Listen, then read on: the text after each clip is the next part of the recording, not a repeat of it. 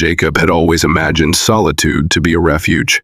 As a child, he would sit alone under the sycamore tree in his backyard, running his fingers along the rough ridges of the bark and listening to the subtle hush of nature. In those moments, he felt protected, safe from the chaos of school and the whispered arguments of his parents. When he grew older, he sought out that same quiet comfort whenever his heart felt troubled or his thoughts became too thick to navigate.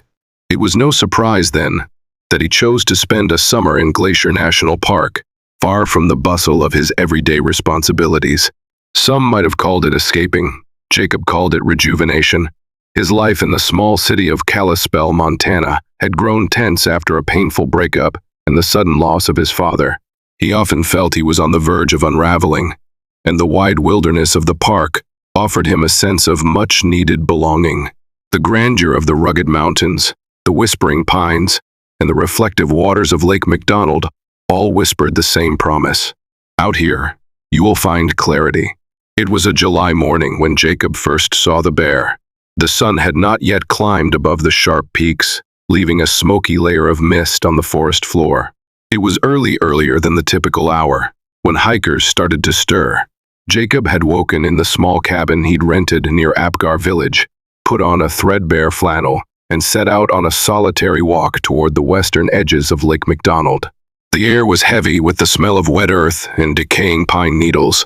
Gravel crunched underfoot as he followed the old trail, heart thrumming with the simple pleasure of dawn. Then he heard a branch snap, so close that the echo ricocheted in his chest. When he looked up from the path, he spotted a shape. Between the slender lodge pole pines a black bear standing perfectly still. It watched him with soft, dark eyes, head tilted slightly, like a curious dog. Jacob froze, fear coiling in his stomach. He'd read the guidelines posted throughout Glacier National Park, had memorized them like a litany of safety. Keep your distance. Stand tall.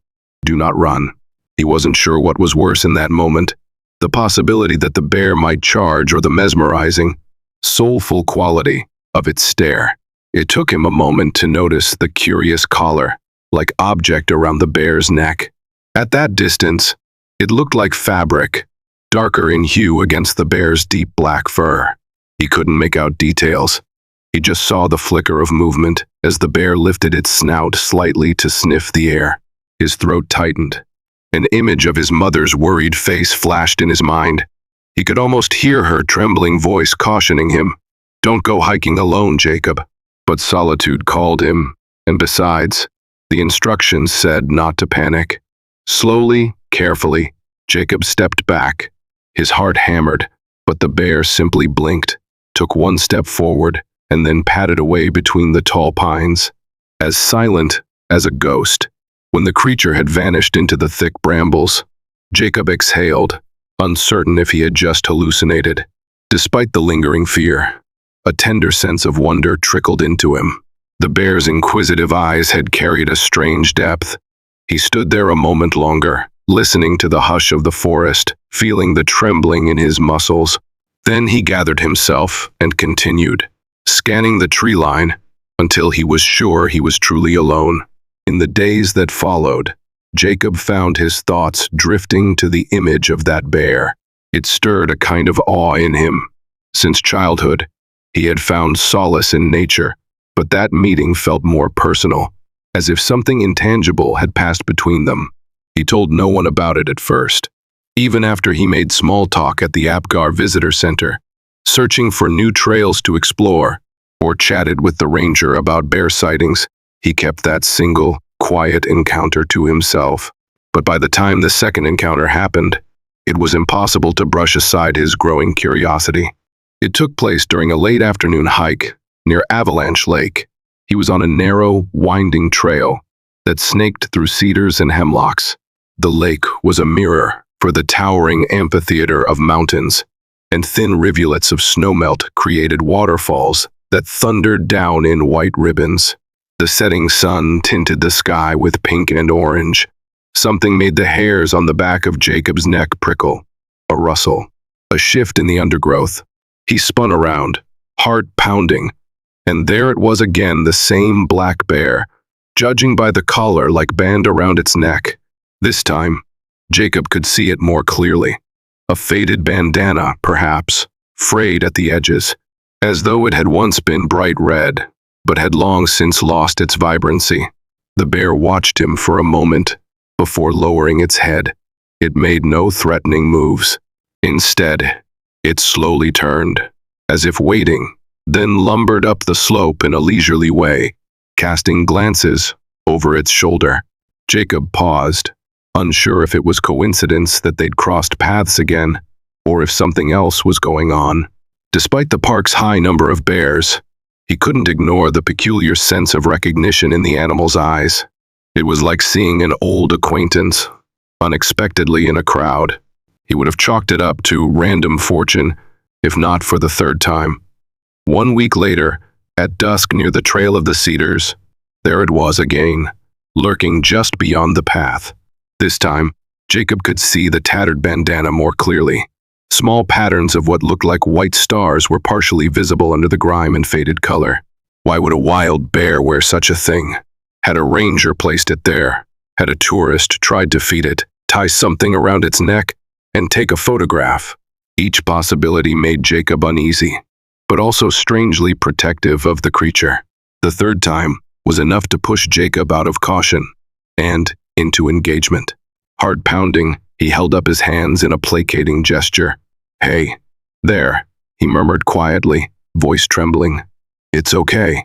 The bear tilted its head in that familiar, curious manner before ambling away into the foliage. Despite the tension in his chest, Jacob couldn't let go of his fascination. He found himself returning to the same trails, half hoping to see the bear once more. Eventually, he mustered the nerve to speak to a park ranger named Willa at the Apgar Visitor Center, someone he'd befriended in passing. She had kind eyes and carried an air of calm authority about her. "I've seen a bear a few times," he confessed, trying to keep the tremor out of his voice. "It's wearing what looks like a piece of cloth around its neck. It's not a wildlife tracking collar or anything. It's more like an old bandana." Willa's brow shot up. "A bandana? Like a normal piece of clothing?" He nodded. "Yeah, it's red, or it used to be red. I'm not sure what it's doing there, but the bear keeps showing up near my hikes. It's happened 3 times now." Willa exchanged a thoughtful glance with a colleague standing behind the desk. "I've heard stories of bears coming across random human items. Sometimes they get tangled in them or rummage through a campsite, but it's extremely rare that they keep them on. And for it to be the same bear, near the same person multiple times," she shrugged, a little mystified. "Could be chance." Then again, she trailed off, lost in thought. The ranger's uncertain response didn't quell the gnawing curiosity in Jacob's mind. It only stoked the embers of a quiet resolve. He needed answers if for no other reason than to ensure the bear was safe. He couldn't shake an odd sense of responsibility. That bandana around its neck looked worn and dirty. Was it choking the bear? What if it got snagged on a branch? Time unraveled in slow layers, weaving warm summer days into crisp, golden evenings. Jacob grew more comfortable hiking alone, though he remained cautious and carried bear spray. Each time the morning sun rose, painting Glacier National Park in glowing hues of orange, Jacob felt a renewed sense of purpose. He had come here to heal, to wrestle with the sorrow and guilt that followed his father's passing. Each day in the wilderness was a kind of therapy, a communion with something far larger than himself.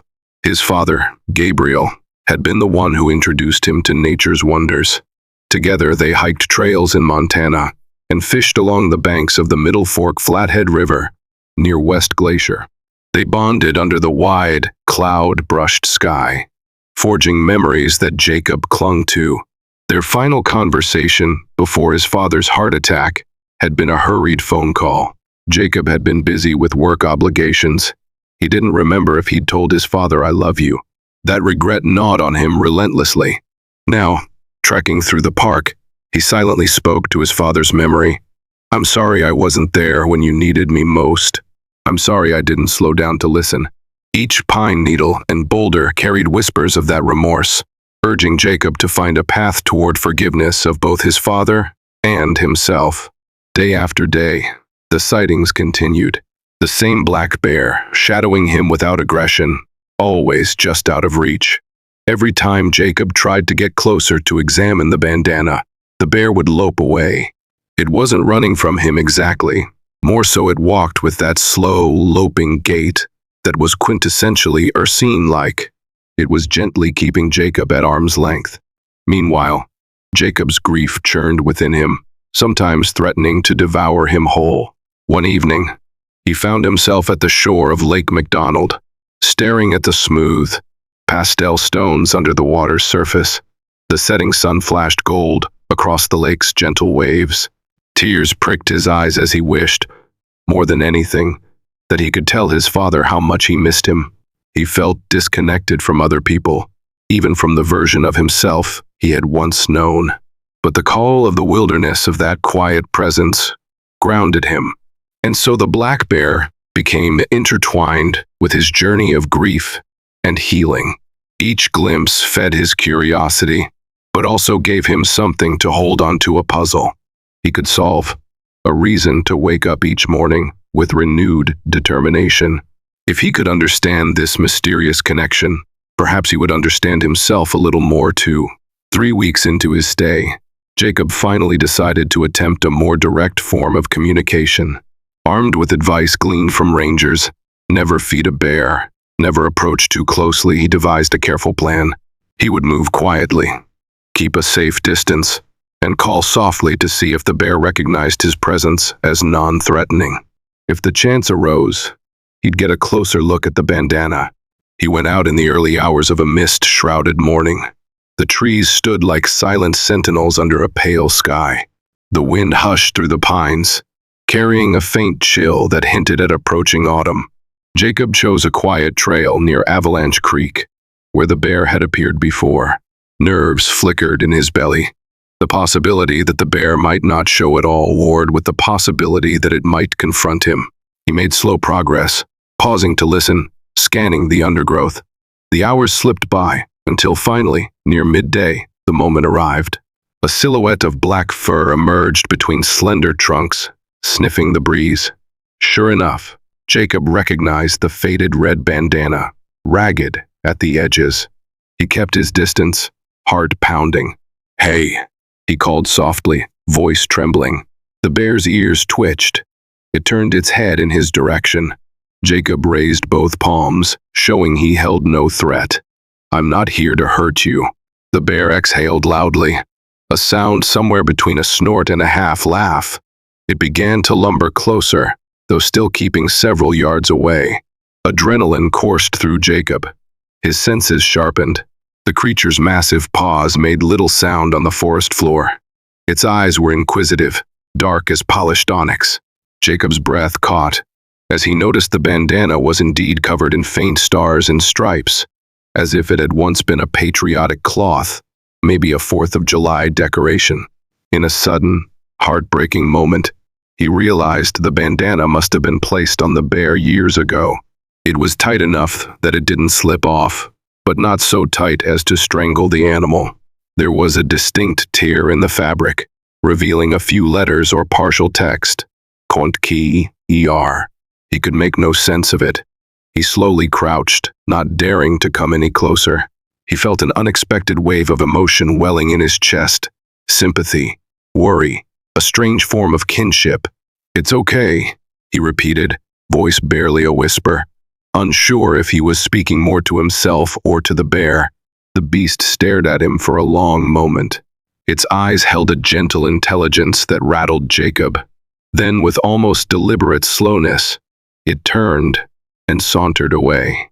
Jacob stayed put, trembling with adrenaline, as he watched the black shape melt into the shadows.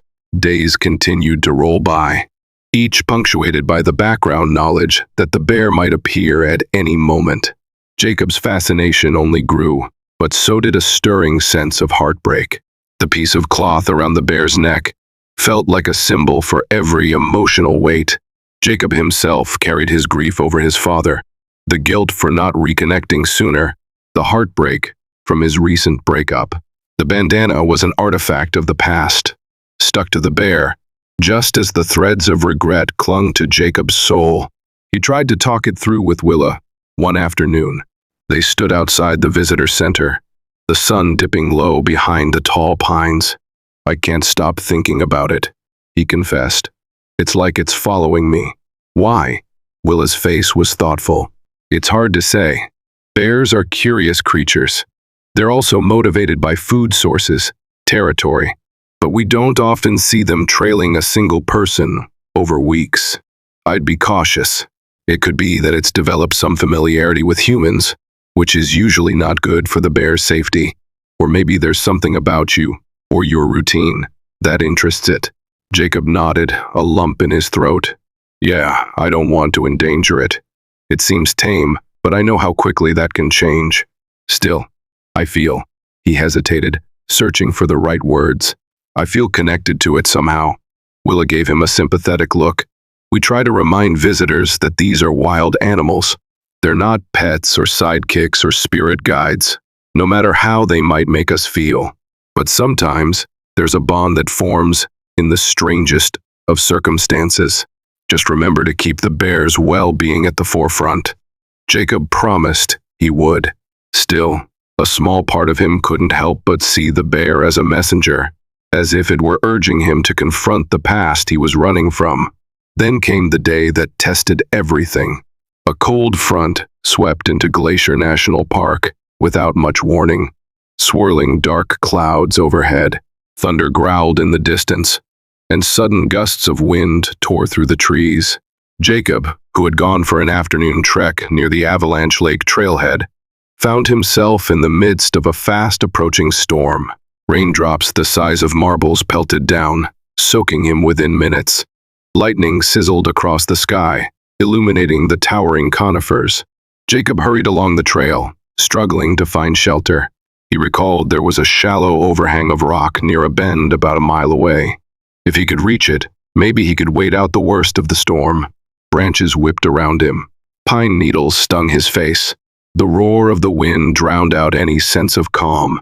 In his scramble over a slippery patch of roots, his foot caught in a tangle, and he went down hard. A sharp bolt of pain shot through his ankle.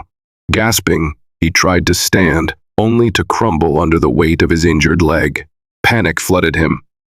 He was alone, a mile or more from the nearest main trail. The wind battered him, thunder rolling overhead like cannon fire. He was fumbling for his phone, though service was spotty, when a swift movement in the corner of his vision made him jerk around. Through the sheets of rain, a dark shape appeared. The black bear. It hovered on the edges of the trail, water streaming off its fur, muzzle raised as it tested the air. A spasm of fear raced through Jacob, but there was no place to go. He crouched, one hand cradling his injured ankle, the other grasping at the slick trunk of a fallen tree. In the gloom, the bear's eyes gleamed with a strange concern. It moved cautiously closer, sniffing the air in short bursts. Jacob felt an odd wave of relief that it was this bear, the same one he'd seen so many times before. Maybe it wouldn't attack him. He couldn't even run if he wanted to. But then how foolish was he to trust a wild creature in a storm like this? Lightning flashed again, illuminating the ragged bandana around the bear's neck. The animal drew nearer, pausing only a few steps away from Jacob. Rain pounded the forest floor, forming muddy rivulets that trickled around his knees. Jacob's breath came in shallow bursts. "I'm hurt," he whispered, though of course he knew the bear wouldn't understand. Still, a tear slid down his cheek, mixing with the rain, as he felt the sharp pang of vulnerability. In that moment, he didn't care about the logic of the situation. He was just a wounded man in a storm, heart raw with regrets and longing. The bear slowly approached until it was within an arm's length. Jacob's pulse thundered in his ears. Is this the end? He thought wildly. But the bear merely sniffed at the air above Jacob's head, let out a small rumbling sound from deep in its chest, and then turned sideways. That was when Jacob saw it clearly written on what remained of the bandana.